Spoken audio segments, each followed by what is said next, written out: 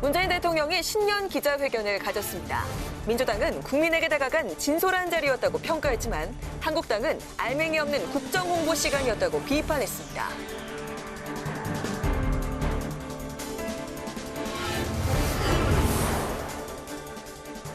더불어민주당은 검찰개혁 완수를 통해 사법정의를 세우겠다고 밝혔습니다. 한국당은 청와대의 검찰 수사 방해를 비판했습니다.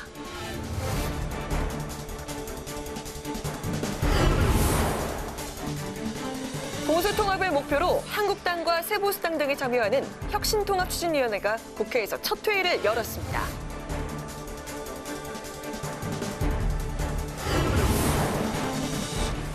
뉴스엔 특별기획 2020년 신년 특집 배당. 오늘은 새로운 보수당 하태경 책임대표와 함께 새해 현안과 정치권 과제를 짚어봅니다.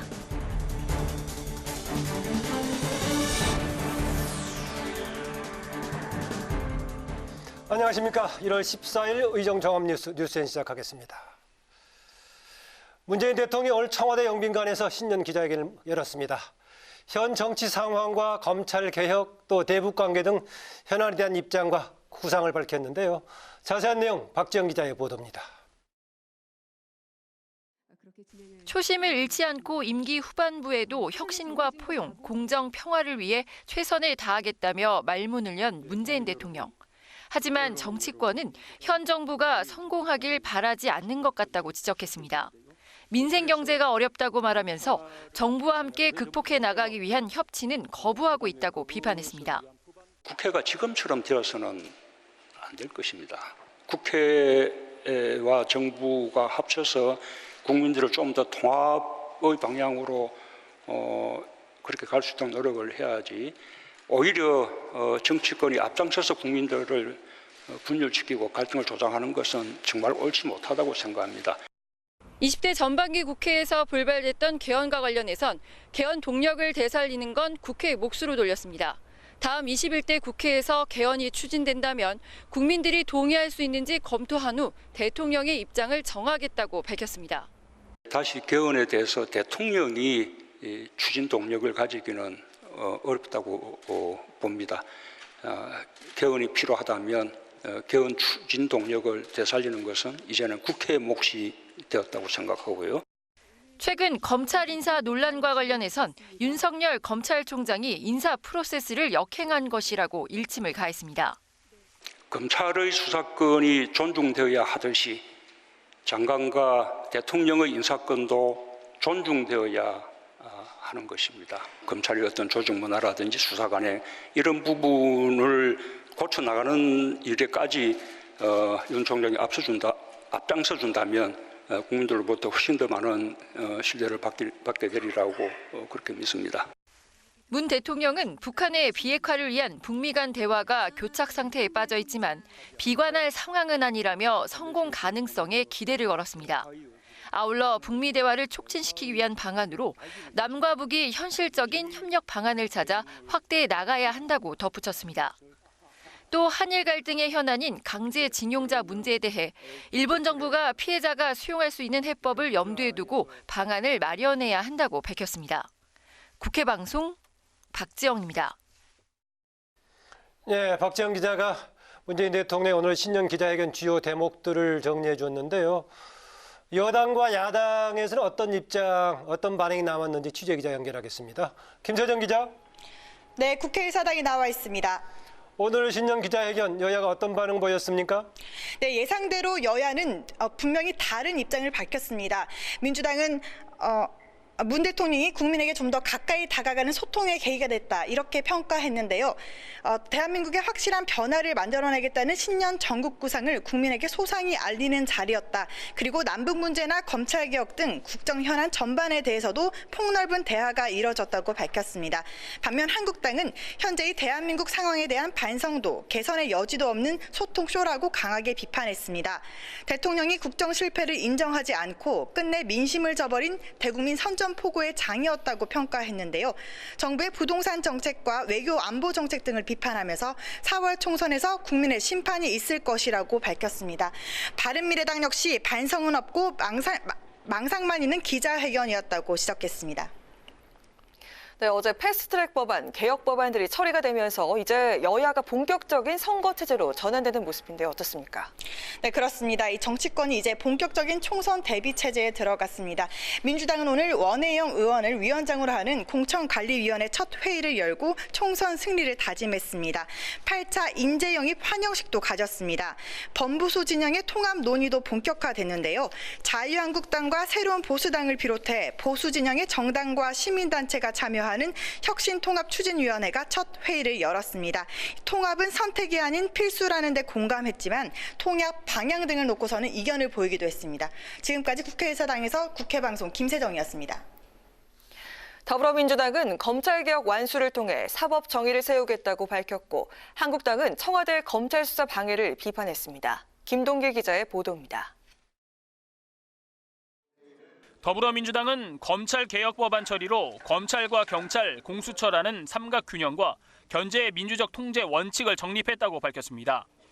마지막 특권 집단이었던 검찰이 이제 민주적 통제하에 국민 검찰로 거듭날 것이라고 강조했습니다. 법과 제도 정비를 위해서도 계속 노력하겠다고 밝혔습니다. 검찰을 개혁하라, 고위공직자 범죄수사처를 신설하라는 국민의 명령을 집행 완료했습니다. 국민 위에 군림하는 일이 없고 그 어느 누구도 법 앞에 억울한 일이 없는 사법정의가 반듯하게 만들어진 세상을 만들어 보답하겠습니다. 한국당은 청와대 검찰 수사 방해를 비판했습니다.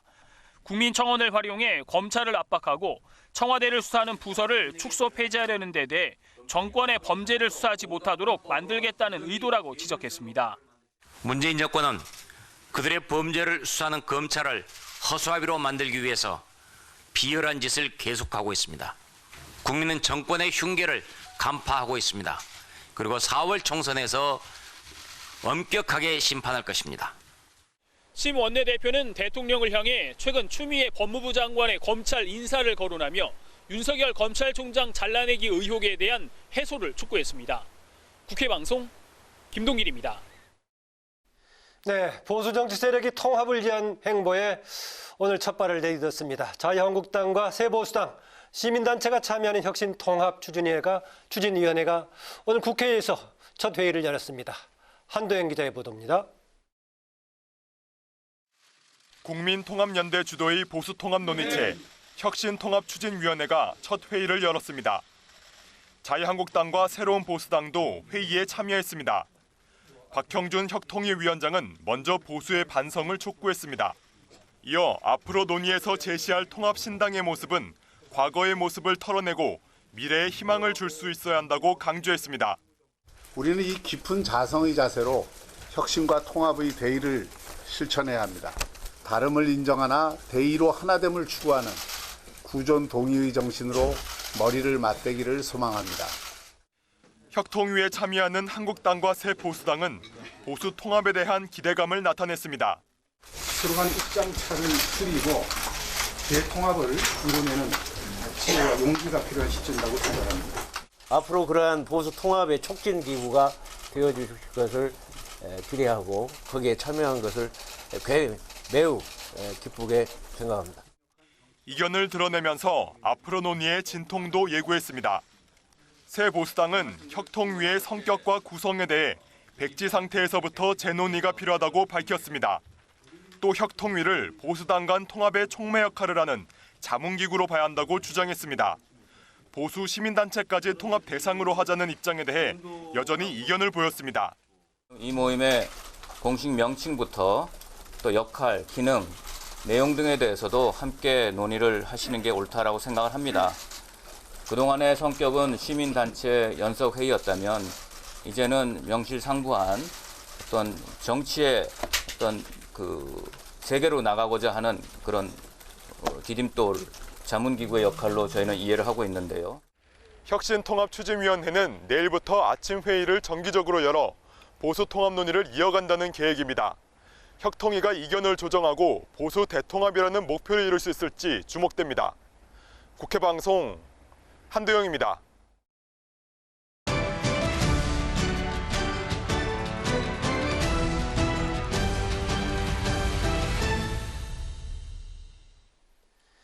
네, 이슈 분석 국회방송 이소희, 홍혜진 두 기자와 함께합니다. 어서 오세요. 어서 오세요. 네, 어제 검경 수사권 조정안 또 유치원 3법 등 패스트트랙 법안들이 모두 통과가 됐고요. 그래서 보니까 어제 민주당에서는 개혁 입법 성공했다고 저녁에 파티까지 한 것 같은데 일단 개혁 입법에 대한 여야 충돌 당분간은 소강 상태로 전환이 되는 것 같고요. 이제 국회는 본격적인 총선 준비 체제로 돌입했습니다. 총선 준비 체제 돌입한 정당들 분위기. 먼저 민주당 분위기부터 살펴보죠. 이소희 기자. 민주당은 인재 영입을 중심으로 좀 앞서가고 있는 분위기죠? 네, 그렇습니다. 민주당은 이 개혁 법안들을 마무리하는 과정 속에서도 이미 총선 체제 전환에 박차를 가하고 있었습니다. 특히 스토리가 있는 소수자들이나 이 혁신기업 대표처럼 시대 정신을 잘 담은 인재 영입을 줄곧 발표하면서 국민들의 많은 관심을 모았는데요.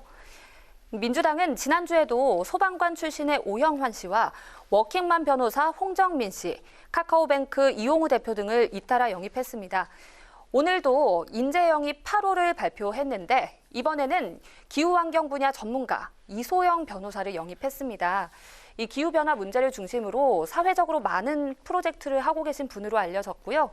민주당은 미세먼지 해결과 같은 환경 문제 해결에 좀 적극적으로 나서겠다는 의지를 보여준 것 같습니다. 네, 민주당은 어제 공천관리위원회도 구성을 해서 본격적인 공천 작업에 들어갔죠. 야당보다 확실히 빠릅니다. 네. 오늘 첫 회의를 했네요. 네, 그렇습니다. 민주당 공천관리위원회는 오늘 첫 회의를 열고 현역 의원 다면평가 결과 적용 문제와 또 이 청와대 참모 출신 출마자들의 이력 기재 여부 등을 논의했습니다. 또 이 공천관리위원장은 지난해 불출마를 선언한 5선의 원혜영 의원이 맡았는데요. 원 의원은 시행착오를 거쳐 안착된 민주당의 공천 시스템을 통해 공정하고 또 투명한 공천을 하겠다고 거듭 밝혔습니다. 이해찬 대표도 선거 룰이 바뀐 만큼 의석수 확보가 쉽지는 않을 것 같다면서 공천 후보자를 잘 선정해 줄 것을 당부했습니다. 원혜영 의원, 이해찬 대표의 발언 차례로 들어보시죠. 투명하고 합리적인 기준이 미리 제시되어 있으며 중요한 경선의 룰까지 이미 1년 전에 다 결정되어 공표가 된 상황입니다. 우리 당의 승리 가능성을 극대화하는 한편 그 누구도 부인할 수 없는 공정성을 확보하는 일입니다. 이번에는 선거 제도가 바뀌었기 때문에 비례대표는 저희가 한 10석 가까이 양보를 한 셈입니다. 끝까지 아주 합리적이고 미래를 책임질 그런 분들을 잘 이렇게 선정해 주시길 다시 한번 부탁을 드리겠습니다. 민주당 공천관리위원회는 앞으로 지역구 공모를 받고 실무 공천 작업에 착수한다는 방침입니다.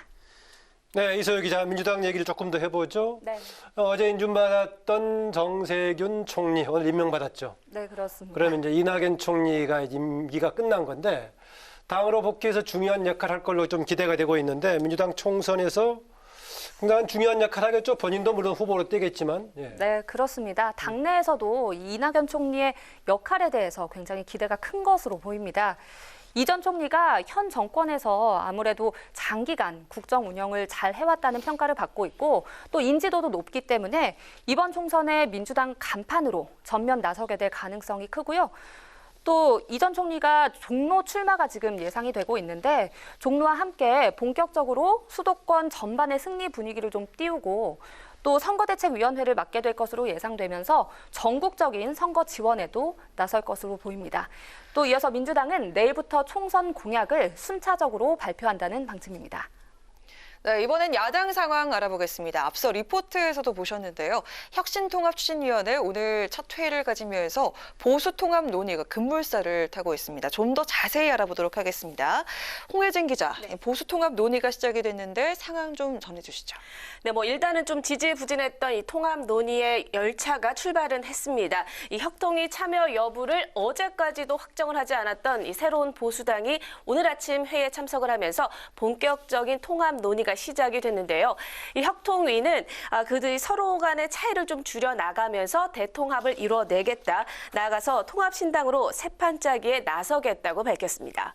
박형준 혁통위 위원장의 발언을 잠깐 들어보시죠. 우리가 이 자리에서 논의해서 제시할 통합신당의 상은 과거의 낡은 모습을 털어내고 미래의 희망을 줄 수 있어야 합니다. 네, 홍 기자. 네. 그동안 이제 보수통합 계속 얘기만 되다가 그나마 지금 협통이 구성된 것 출발이다 했는데 회의까지 열었습니다. 열어는 일단 첫 번째 회의 열었으니까 이제부터 좀 속도가 붙을까요? 네, 아직까지는 사실 예단하기가 좀 어렵지 않나라고 생각이 드는데요. 우선 이 혁통위에 모인 정당이나 시민단체 모두 현 정권을 심판하기 위해서 똘똘 뭉쳐야 한다. 여기에는 이견이 없는 것 같습니다. 하지만 이 통합의 방향이나 방식을 놓고는 모두 다른 생각을 가지고 있기 때문인데요. 이 당장 한국당과 이 새보수당은 당내에서부터 이 통합에 대한 이견들이 분출되고 있습니다. 먼저 한국당 황교안 대표의 통합은 한마디로 얘기를 하자면 모두 모의자입니다. 통합 논의를 하고 있는 새보수당뿐만 아니라 안철수 전 바른미래당 의원부터 우리공화당까지 통합 대상이란 건데요. 하지만 당내 일부 의원들은 불편한 심기를 드러내고 있습니다. 새보수당이 조건으로 내세운 보수재건 3원칙, 그중에서 탄핵의 강을 건너자는 이 주장에 대해 반발의 목소리가 나오고 있고요. 또 새보수당에서는 황 대표가 통합 범위에 우리공화당까지 언급한 데 대해서는 부정적인 기류가 읽힙니다. 네, 보수 통합 논의에서 빼놓을 수 없는 또 한 사람이 있죠. 바로 바른미래당 안철수 전 의원인데요. 앞서서 홍 기자가 언급을 했듯이 황교안 대표는 안 전 의원까지 함께하자고 러브콜을 보내고 있는데 안 전 의원 과연 함께할까요? 그래서 아마 그 답은 안철수 전 의원 본인만 알고 있지 않을까 싶은데요. 황 대표의 러브콜이 이어지고 있는 상황에서 오늘 혁통위 회의에 안 전 의원의 인사로 분류되는 이 김근식 경남대 교수가 참여를 했습니다. 이 때문에 일각에서는 안 전 의원이 혁통위 회의에 참여를 하는 것이 아니냐 이런 의견도 나왔는데요. 하지만 오늘 안 전 의원 이 입장문을 발표를 했습니다. 정치공학적 통합 논의에 자신은 참여할 생각이 없다면서 선을 그었습니다. 안 전 의원 정계 복귀는 선언을 했는데 아직까지 자신의 행보에 대해선 구체적인 언급이 없죠. 이 보수 통합을 위해 중도 세력 규합은 필요하고 안 전 대표의 역할도 무시할 수 없는 만큼 이 귀국 후에 그의 선택에 대해서 정치권의 관심이 쏠리고 있습니다. 네, 정치권 이슈 분석 오늘은 여기까지 하겠습니다. 이소희, 홍혜진 기자 두 분 수고하셨습니다. 더불어민주당이 민생법안 처리를 위한 야당의 협조를 촉구했습니다.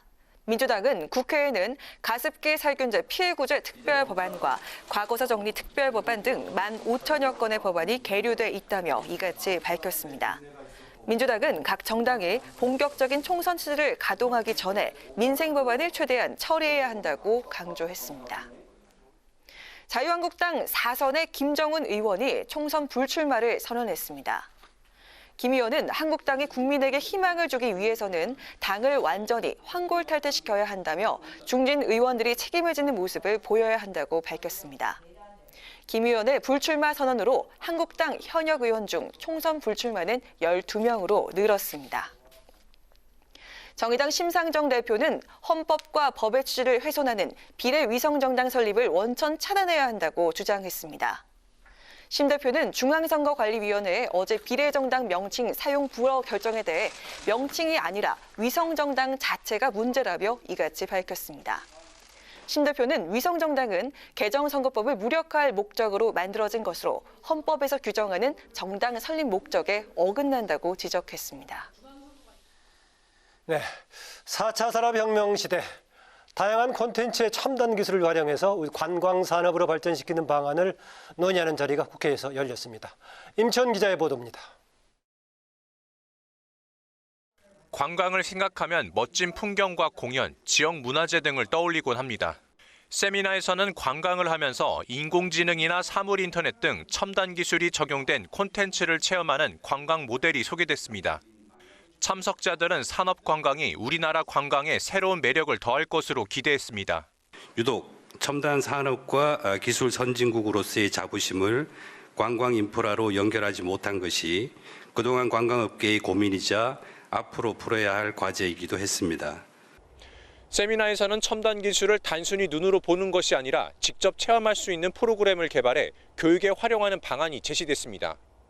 4차 산업의 핵심 기반들, 드론, VR, AR, 3D 프린팅, 위치 기반의 빅데이터 이런 것들을 전부 다 우리가 교육시키게 됩니다. 체험 코스로는 지벨리 체험 코스 중에 이렇게 체험센터에서 교육하는 게 있고요. 그 다음에 이제 직접 업체에 방문해서 우리가 체험하는 그런 프로그램들로 연계되어 있습니다. 이와 함께 서울과 인천, 충북, 오송 등 주요 국가 산업단지와 관광을 연계해 산업단지별 특화 산업을 세계 시장에 홍보하는 방안도 나왔습니다. 홍규선 한국산업관광진흥협회장은 산업관광이 본격적으로 활성화되면 외국인 관광객 유치와 지역경제 활성화에 도움이 될 것이라고 밝혔습니다. 외래 관광객들을 많이 유치해서 국가 경쟁력과 국가 경제의 선순환 구조를 개선하고 외화 획득을 통해서 국가에 대한 신용도나 이런 것들을 끌어올리고자 합니다. 이 밖에 홍 회장은 산업이라는 새로운 관광 분야에 대한 전문 인력을 양성하는 등 산업 관광 활성화가 일자리 창출에 기여할 것이라고 주장했습니다. 국회방송 임채연입니다.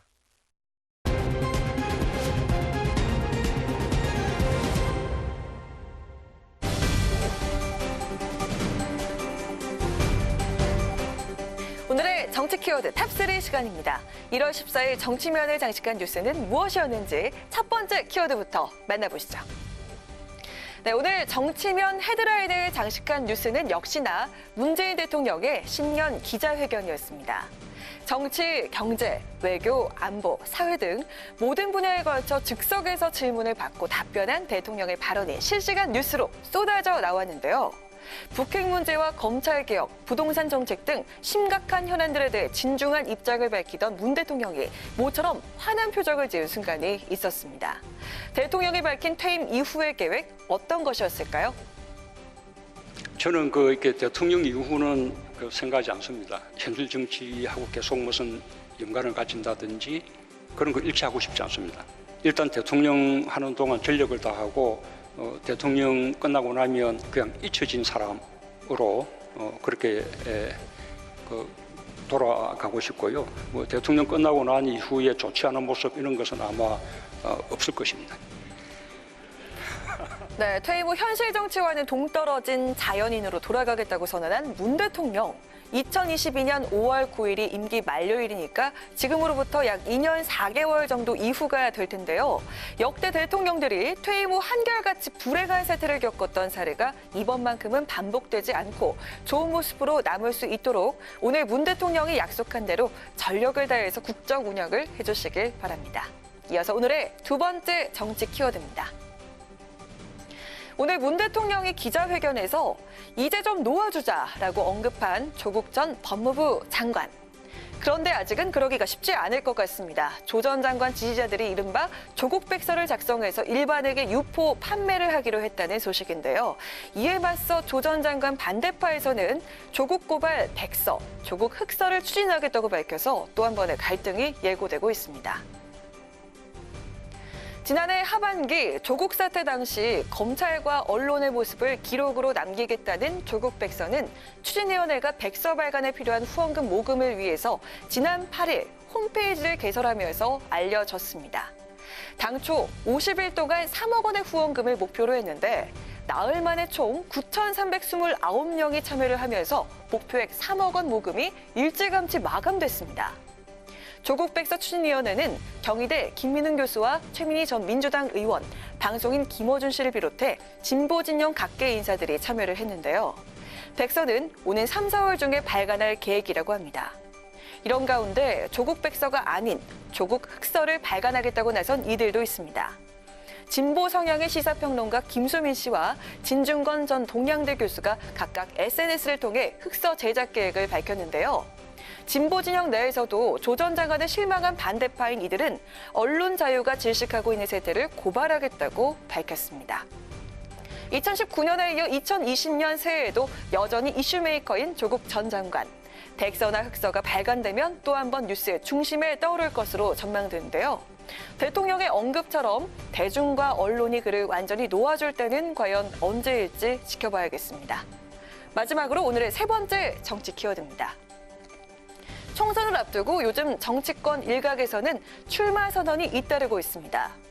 최근 더불어민주당에 복당한 정봉주 전 의원도 자신의 유튜브 방송을 통해서 4.15 총선의 출마 의사를 밝혔는데요. 지역구 선정과 관련해서 빨간 점퍼를 입은 민주당 의원과 겨루겠다는 의미심장한 발언을 해서 눈길을 끌고 있습니다. 민주당 내에 반민주당 인사를 두고 빨간 잠바 민주당이라고 하는 표현을 보고 기절을 했어요. 저는 지금 지역을 선정해야 되는데 저는 파란 잠바 민주당이거든요. 제가 지난주에 KK라 그랬거든요. K 지역에 가서 K와 경쟁을 하겠다. 정 전 의원이 저격한 K 의원은요, 지난 연말 공수처 투표 표결에서 김민주당 의원 중 유일하게 기권표를 던진 서울 강서구 지역구의 금태섭 의원이란 해석이 지배적입니다. 금 의원은 조국 사태 때도 이런 발언으로 당과 반대되는 입장을 보여서 여권 지지자들에게 비판을 받기도 했습니다. 후보자는 학벌이나 출신과 달리 진보적인 삶을 살아왔다는 이유로 비판받는 것이 아닙니다. 말과 행동이 전혀 다른 언행 불일치 때문입니다. 한편 정봉주 전 의원에 대해서도 미투 사건 논란을 들어 총선 출마가 아닌 자숙해야 한다라는 이런 비판이 나오고 있는데요. 정 전 의원의 저격에 대해서 금태섭 의원은 아직까지 별다른 반응을 보이지 않고 있습니다. 과연 두 사람이 경선에서 맞붙는 상황이 벌어지게 될지 관심이 모아지고 있습니다. 이상 오늘의 정치 키워드 탑3였습니다.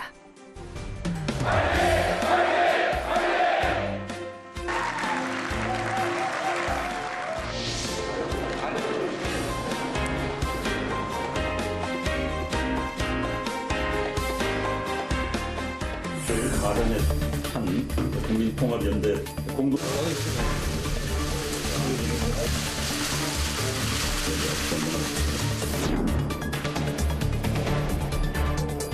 여기에 대해서 진보 성향의 판사가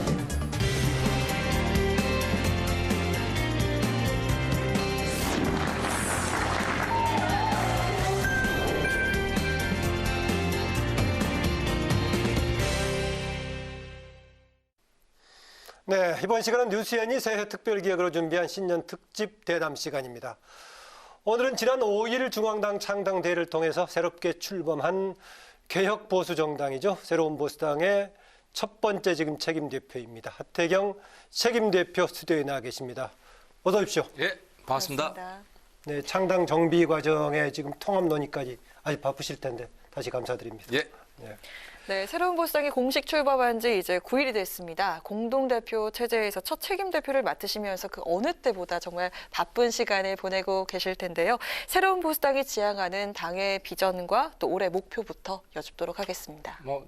한마디로 하면 우리 비전은 청년 보수입니다. 젊은이들이 주도하는 젊은이들을 위한 이런 새로운 보수. 기존의 보수는 과거에 약간 자유반공 세대가 중심이 된 그런 보수고 지금은 상당히 올드화된 보수인데 계속 위축되고 있죠. 그래서 보수를 청년들이 주도하는 어쨌든 청년 보수가 되면 보수가 다시 태어날 수 있다. 이제 이런 기치로 굉장히 청바지에 젊지 않아요. 그런데 옷만 젊은 게 아니라 구성도 굉장히 젊습니다. 네. 기존 정당 중에. 그리고 우리 당이 표방하는 것도 청년들을 대변하는 1호 법안도 그 병역 보상 3법 해서 이제 저희들이 1호 법안을 냈고요. 그래서 처음부터 끝까지 청년들을 위한 그런 정당으로 갈 겁니다. 지금 이제 하태경 대표 얘기하시는 거 보니까 그 누구를 위한, 누구에 의한 뭐 이런 말이 생각이 나는데 그러니까 정책의 목표도 청년을 위한 것이지만 주체 구성원들도 다른 당보다 청년이 많이 모일 것이다. 그런 얘기가 청년들을 위한 거기 때문에 청년들이 많이 모이고 있습니다. 모이고 있다. 그동안의 당 정비 과정에서 보수 개혁 과정에서 늘 개혁의 가치, 내용 이런 것을 강조했던 대표적인 정치인 중에 한 사람이 하태경 의원인데요. 지금 이제 그런 기치하에서 작업하고 있는 창당, 초기 창당 공식했는데 이제 지역 확산, 세력 확산해드는 작업 아니겠습니까? 어떻게 순조롭게 잘 되고 있습니까? 근데 이제 고맙게도 이게 통합 문제랑 겹쳐가지고 우리 당의 가치가 훨씬 더 지금 커지고 있습니다. 그러니까 이제 통합을 바라보는 시각이 한국당하고 우리 당은 다를 거 아닙니까? 서로 다른 그 속셈을 가지고 지금 밀당을 하고 있는 거 아니에요. 근데 우리 당은 이 통합 과정이 새로운 보수당이 더 커지는, 더 큰 새로운 보수당이 되는 과정으로 보고 있고 그 말은 전체 보수가 지금은 새로운 보수당만 청년 보수정당인데 한국당까지 아우르는 전체 보수가 청년을 위한 보수당으로 다시 태어나는 이런 과정으로 만들려고 지금 한국당이랑 지금 뭐 긴장도 있고 협상도 있고 이제 그런 과정에 있는 겁니다. 그래서 뭐 어떤 분들은 창당한 지 일주일 만에 무슨 통합이냐. 저는 그렇게 이야기합니다. 창당한 지 일주일 만에 야권판을 새로 짜는 보수의 신병기가 등장했다. 아니 한국당이 오죽했으면 창당한 지 일주일밖에 안 되는 우리 당에다가 그 황교안 대표가 수용한 3원칙이 뭐냐면요. 한국당 문 닫겠다는 거예요. 3원칙 마지막 부분이 한국당 문 닫고 새로운 신당으로 합치자는 거거든요. 그걸 수용했잖아요. 그래서 하태경 지금 대표가 황 대표가 수용했다라고 판단을 공식적으로 했던 거죠. 그래서요. 그렇습니다. 예. 그리고 사실은 그 만났지 않습니까? 그 전에 제가 인사를 책임 대표가 되고 인사를 가서 만나서 이제 한국당 문 닫을 수 있다는 의사를 확인했죠. 확인했고 이제 그 다음에 공개적으로 약속을 지켜야 되니까 언제든지 정치는 말 바꿀 수 있는 거 아닙니까? 그래서 공개적으로 약속을 해달라고 한 것에 대해서 사실 화끈하지는 않았어요. 그럼에도 불구하고 내용적으로는 그 내용이 들어 있었기 때문에 그걸 또 우리가 안 받으면 우리만 졸장부되고 통 크게 우리가 받은 겁니다. 그러니까 지금 이제 새로운 보수당이 오히려 창당 작업이 통합과 맞물리면서 통합 보수 정당의 개혁의 핵이 되겠다, 뭐 그런 얘기인가요? 쉽게 이야기하면 이제 통합은 제2창당인 거죠, 우리 입장에서 보면. 제1창당을 했고 그리고 보수 전체가 청년을 위하는 청년 정당이 되면 그 제2창당이 되는 거죠. 네, 중앙당 창당될 당시에 8석을 80석으로 꼭 반드시 만들겠다 이렇게 선언을 하셨는데요. 새 보수당에서는 이번 총선의 의미를 뭐라고 보시고 목표가 달라지셨겠네요. 달라졌습니다. 이제 어떤 그거는 것들이 주민 달라졌을지. 대표가 그 한 이야기인데 그 이제 그 3원칙에 기반한 통합이 혁신 통합이 안 됐을 경우에 네. 목표고 혁신 통합이 되면 뭐 과반 이상이 목표죠, 당연히. 과반 이상이다. 이제 당 얘기는 조금 당 얘기도 해보기로 하고요. 예. 일단 오늘 문재인 대통령 신년 기자회견이 있었는데 어떻게 보셨습니까? 지금 국민들이 가장 관심 있게 보는 문제가 조국 문제일 것 같아요. 왜냐하면 그게 또 검찰 최근에 수사방에 뭐 오늘 기자회견 내용 중에서요? 내용 중에서 여러 가지가 네. 있었지만, 근데 저는 대통령이 오늘 좀 국민들 신뢰가 더 떨어졌다고 보는 게 공사 구분이 안 된다 이 양반이. 그 자리에서 조국한테 마음의 빚 이야기를 왜 합니까? 그건 조국한테 개인적으로 전화해서 나 너한테 마음의 빚 있다고 하고, 근데 대통령이 공인이 돼가지고 마음의 빚 이야기하면 당연히 제가 볼 때는 마음의 빚이 있어가지고 수사방해하고 있네. 마음의 빚이 있어가지고 검찰 숙청하고 있고, 그리고 마음의 빚이 있어서 청와대 압수수색 맡고 있고, 이렇게밖에 안 되는 거죠.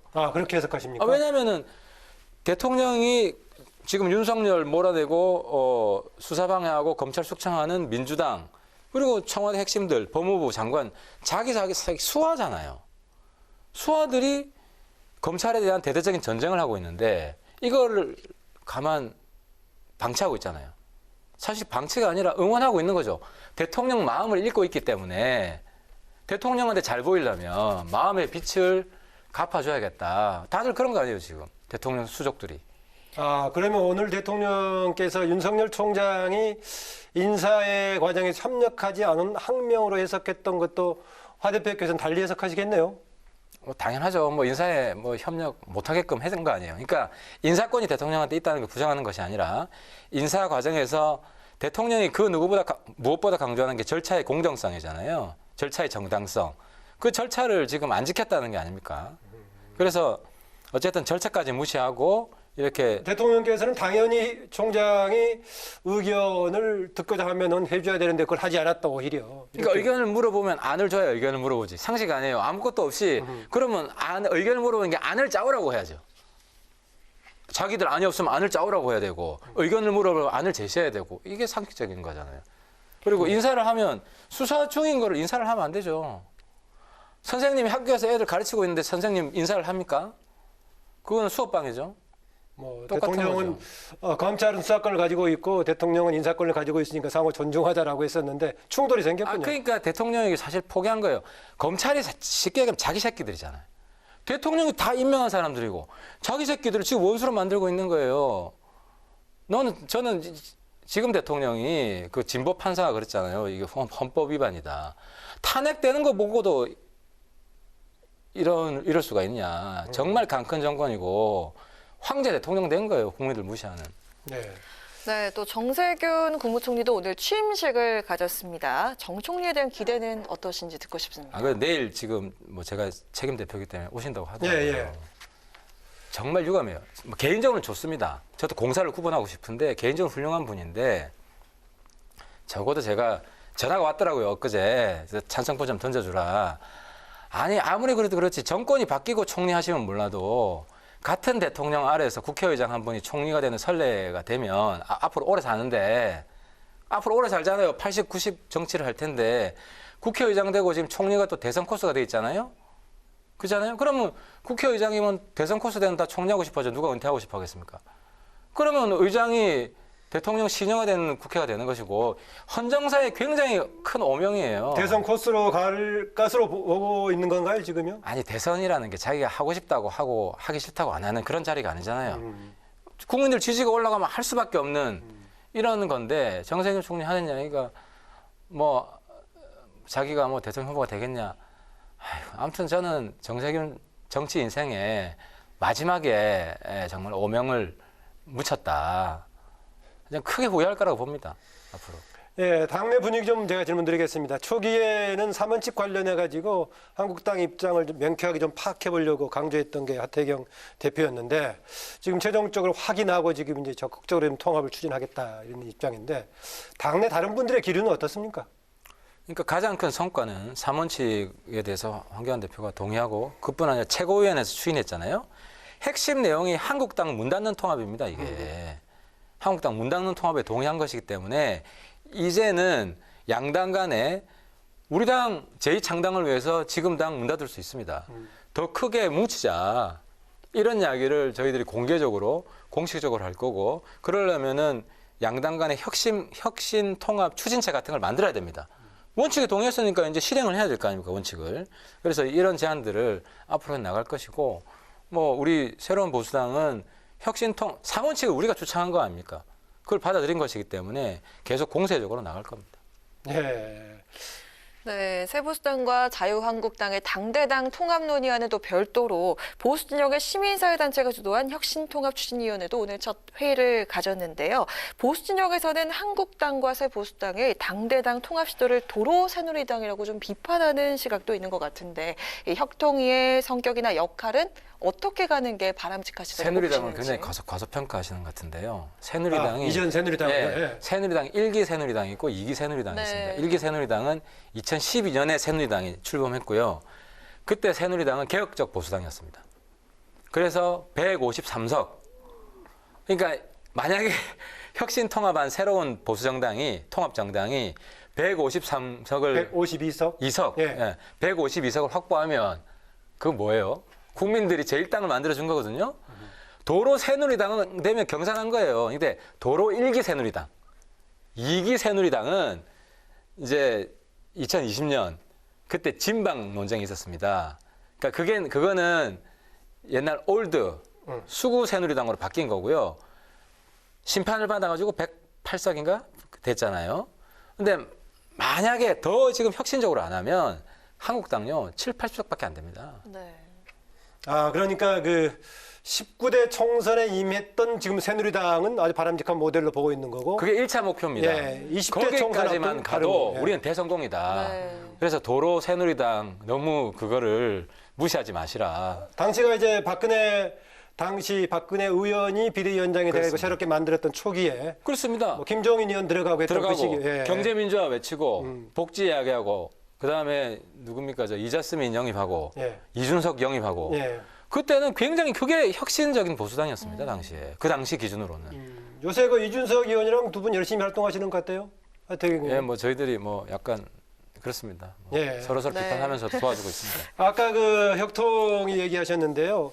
간혹 보면은 보도 제가 직접 현장 못 봤습니다만 보도를 봤을 때 어쨌든 간에 당의 지금 보수 통합의 중심은 새 보수당과 자유한국당인데 당대당의 논의가 많이 되면서 여러 시민사회단체까지 같이 가세해 있는 혁신통합위원회하고 어떤 관계가 될까? 오히려 겉도는 것이 아닐까 이런 얘기도 나옵니다. 그러니까 이제 이게 궤도가 잘못 끼워지면 서로 충돌할 수도 있고 네.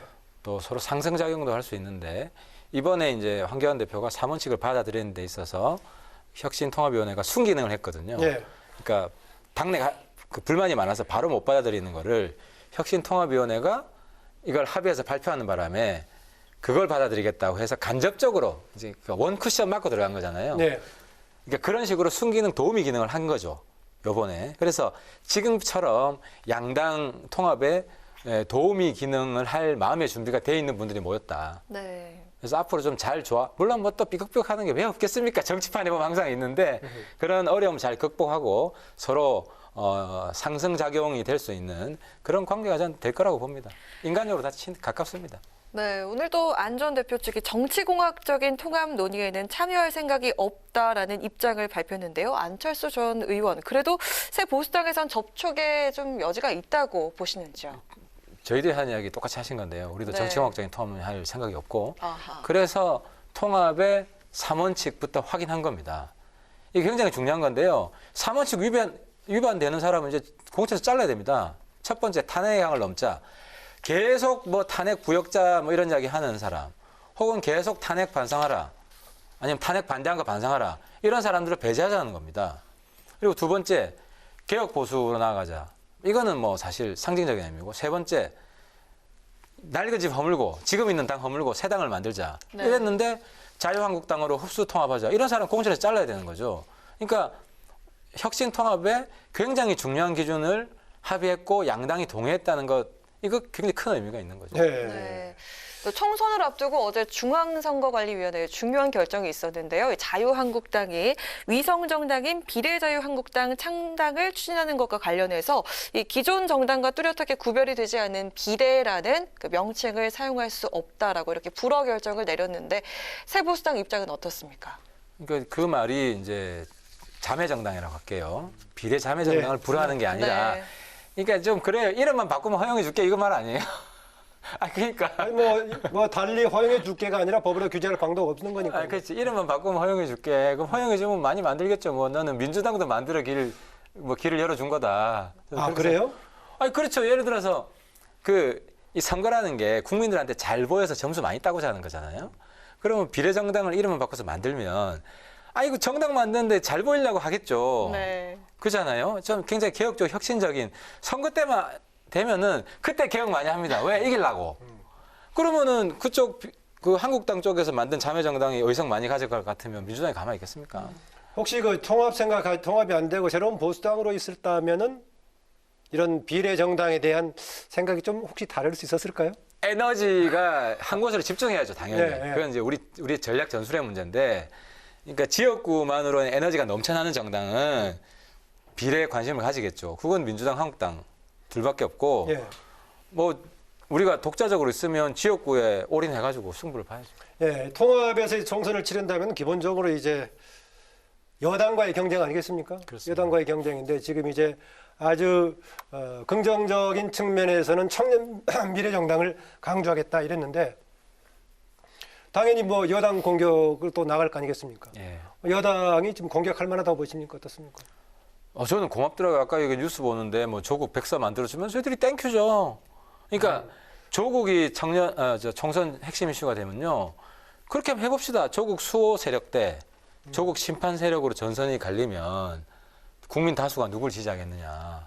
저는 계속해서 조국 수호해줬으면 좋겠어요. 그래서 민주당도 보니까 인재영입 기준도 조국 수호돼서만요. 조국 수호하면 영입해주고. 아하. 지난번에 그런 보니까 기조로 가는 겁니까? 인재 영입한 사람들이 뭐 조국 정도의 잘못은 대한민국 중산층이면 다 할 수 있는 실수 아니냐 해서 모든 중산층을 표를 다 뭐 버리더라고요.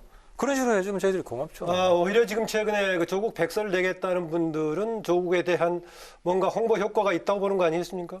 그렇게 해주면 정말 고맙겠습니다. 앞으로도 조국 선거 때까지만 해주면 제가 볼 때는 트로이 목마가 될 거다 그분들이. 야. 우리가 압승하는 계기가 될 거라고 봅니다. 예, 그런 네. 게 아니더라도 여러 가지 정책적인 성과들을 얘기하는데 문재인 대통령 오늘 기자회견 과정에서 그랬었지만은 이제는 그동안의 패러다임 전환에서 겪었던 어려움을 극복하고 효과가 나오기 시작하고 있다고 평가하고 있습니다. 거기서 한 말씀 더 하면은 박근혜 정권이 한 사람 때문에 망했어요. 최순실 이득 챙겨주냐고 탄핵된 거잖아요.